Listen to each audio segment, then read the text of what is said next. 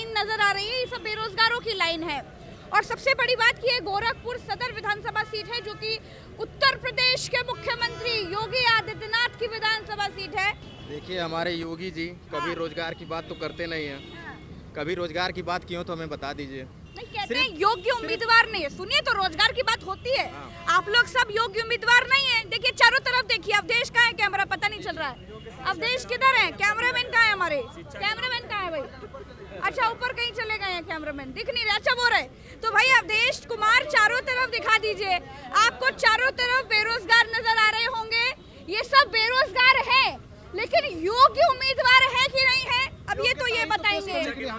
योग्यता के कोई पेश करने के लिए आए हैं। पेश करने के लिए आए। शिक्षा के नाम पे बर्बाद किया गया युवाओं को। बेरोजगारी से बेहतर इस पूरे शासन में कोई था ही नहीं जितना आज बेरोजगारी पूरे उत्तर प्रदेश में छाया हुआ है।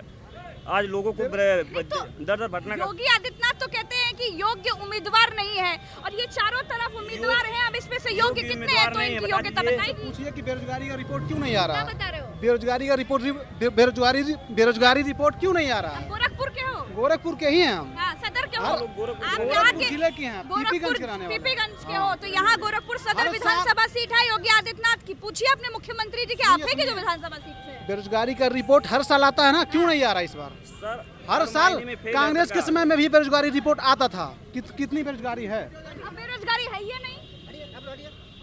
अब बेरोजगार है ही नहीं। हर महीने अच्छे से लाइन लगा लो। क्या हो गया भैया? हर महीने में फेल है। लाइन गड़बड़ लगाए हैं क्या?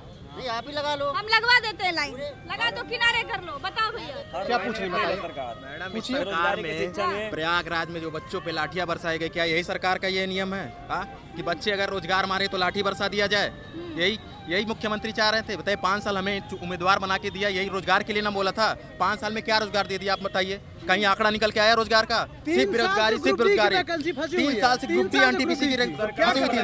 10 मार्च को बदल जाएगी, तय 100% है। सरकार बदल जाएगी। 28 से पेपर होगा, लेकिन अभी तक नहीं पेपर दिया गया। एनटीपीसी में 4 उम्मीदवारों को क्वालिफाई किया गया, एक सीट पे।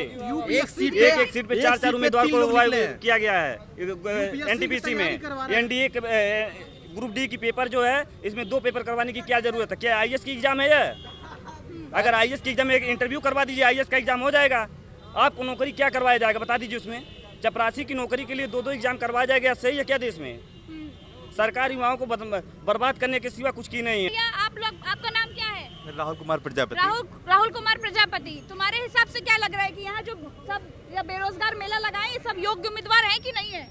तुम भी इसी में हो क्या? नहीं, मैं पेपर दिलाने लाया हूँ भाई। पेपर दिलाने लाए हो भाई को। तुम्हारे हिसाब से कुछ बेरोजगारी का कोई मुद्दा है कि नहीं? हमें तो चारों तरफ बेरोजगार नजर आ रहे हैं, क्योंकि बेरोजगार नहीं होते तो आईसीआर के लिए इतने सारे लोग, इस परीक्षा के लिए इतने सारे लोग जत्था लगा कर ना खड़े होते। सबको अपनी अपनी नौकरी होती। बेरोजगारी की समस्या है मैम, लेकिन आपके माध्यम से मैं एक बात कहना चाहता हूँ कि इसरो एप्लीकेशन सेंटर, जो इसरो की संस्थाएं हैं, 2019 की वैकेंसी रुकी पड़ी है।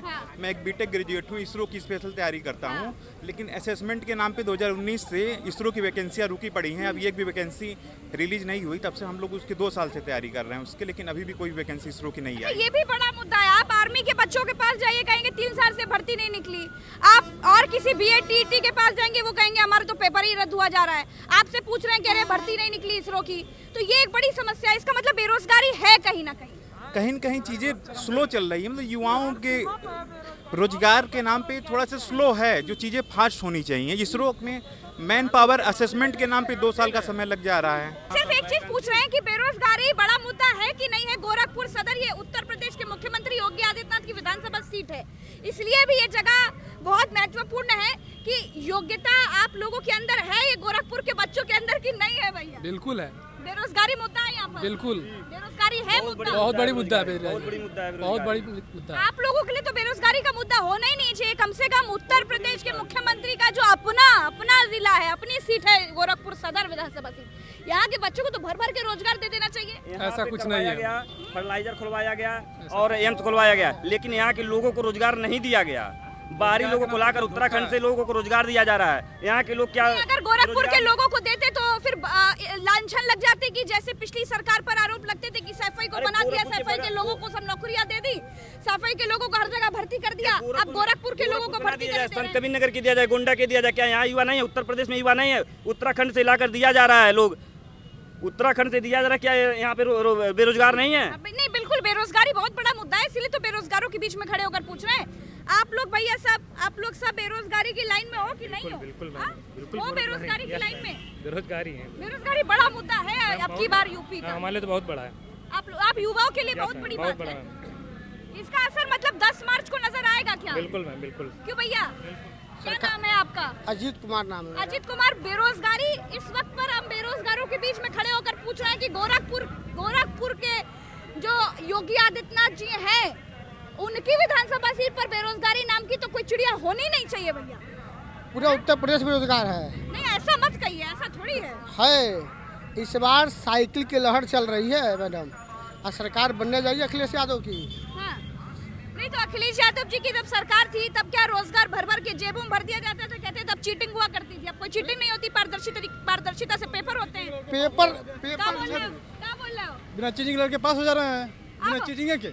अब हाँ, बिना परीक्षा लड़के पास हो रहे हैं, क्या ऐसे चीटिंग हो रही है क्या? अरे ऐसे कौन पास हुआ जा रहा? बिना परीक्षा बिना चीटिंग कौन? आयुष में बिना परीक्षा हुआ, बिना लड़के पैसे से पास हो गए। इंटर में क्या कोई वो तो कोरोना की वजह से। कैसे, कहाँ कोरोना है? खाली कोरोना है। जनरल 1080 वालों का 300।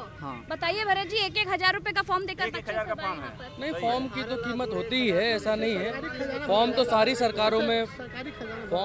सरकारों में सबकी कीमत होती ही है। लेकिन अब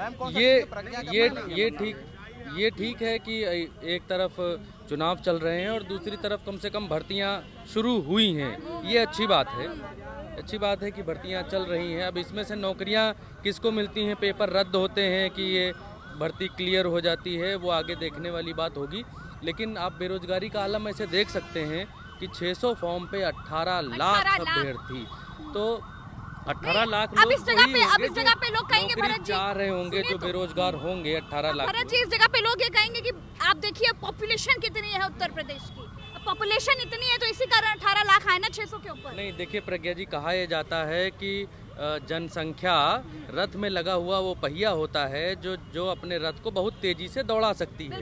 लेकिन उस जनसंख्या को आप कैसे डिवाइड करते हैं, कैसे काम पर लगाते हैं, उससे क्या काम लेते हैं। भरत यादव अकेले हैं, भरत यादव एक काम करेंगे पूरे दिन में कर पाएंगे। भरत यादव जी के साथ इतने लोग हाथ बटाने वाले होंगे तो वही काम 1 घंटे में हो जाएगा। तो अब ये सरकार के ऊपर डिपेंड करता है कि इतने लोगों की मेहनत को, इतने लोगों के सामर्थ्य को विकास की तरफ कैसे अग्रेसित करे, कैसे लेकर जाए। यही होना चाहिए। हाँ, ये सरकार का मेन मुद्दा यही होना चाहिए, सबको एक साथ लेके चलना। ऑल द बेस्ट हमारी तरफ से। हम इस वक्त बेरोजगारों के मेले में खड़े हुए थे और गोरखपुर सदर में है। यहाँ पर लोग ICR का पेपर देने के लिए आए हैं। जैसे कि हम देख पा रहे हैं कि चुनाव शुरू हो चुका है, गोरखपुर में चुनाव है 6ठे चरण में, और इस चरण के पहले ही आप देख लीजिए कि अगर भर्ती शुरू हुई है तो ये भी एक अच्छा संकेत है कि चलिए लोगों को नौकरी मिलने के आसार तो दिख रहे हैं। बेरोजगारी एक बड़ा मुद्दा है, सरकार की नज़रों में ये मुद्दा कम से कम पहुंचा तो कम से कम सरकार इस पर कुछ करने के लिए आगे तो बढ़ी। अब देखना ये है कि ये वैकेंसी बढ़िया तरीके से कंप्लीट हो जाए, पूरी हो जाए, बच्चों को नौकरी लग जाए, तब फिर आपसे मिलेंगे। जीत हार किसी होगी ये तो 10 मार्च के बाद पता चलेगा, लेकिन मैं प्रज्ञा मिश्रा उत्तर प्रदेश की हर एक विधानसभा सीट में जाकर पता लगाऊंगी कि इस बार माहौल क्या है, हवा किसकी है, जनता किसकी तरफ है। आइए मेरे साथ।